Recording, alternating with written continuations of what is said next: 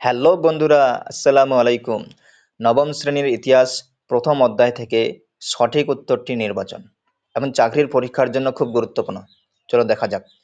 ফরাসি বিপ্লব সংগঠিত হয়েছিল 1789 খ্রিস্টাব্দে। কার আমলে ফরাসি বিপ্লব হয়েছিল? সোরস লুই এর আমলে। ফ্রান্সে কোন শ্রেণীর অভিজাতদের নোবেলিটি অব দ্য সোর্ড বলা হতো? বংশানুক্রমিককে।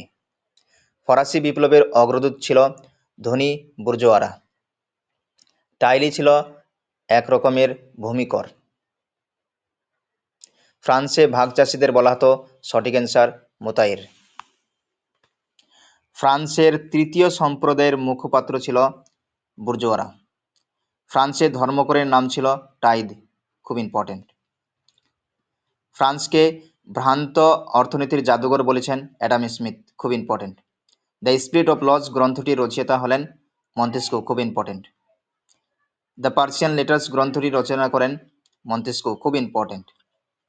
একই ব্যক্তির হাতে সরকারের আইন, শাসন ও বিচার বিভাগের দায়িত্ব থাকলে ব্যক্তি স্বাধীনতা ধ্বংস হবে, এটি কার ধারণা? মন্তেস্কু, খুব ইম্পর্টেন্ট। ভলতেয়ারের লেখা গ্রন্থ হলো কাদিদ, খুব ইম্পর্টেন্ট। দার্শনিকের অভিধান গ্রন্থটি রচনা করেন ভলতেয়ার। ফরাসি বিপ্লবের জনক বলা হয় রুশোকে, খুব ইম্পর্টেন্ট। সামাজিক চুক্তি বা সোশ্যাল কন্ট্রাক্ট গ্রন্থটি রচনা করেন রুশো, খুব ইম্পর্টেন্ট। অসাম্যের সূত্রপাত গ্রন্থটি রচনা করেন রুশো, খুব ইম্পর্টেন্ট। ফিজিওক্যাট মতবাদের একজন সমর্থক ছিলেন কেনে। দ্য ওয়েলথ অফ নেশনস গ্রন্থের রচয়িতা হলেন অ্যাডাম স্মিথ, খুব ইম্পর্টেন্ট।